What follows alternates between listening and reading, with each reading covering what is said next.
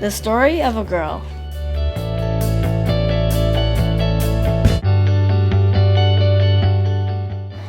Who stood up for girls' education.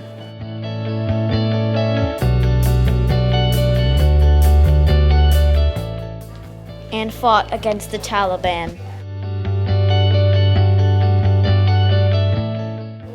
Then on a regular school day,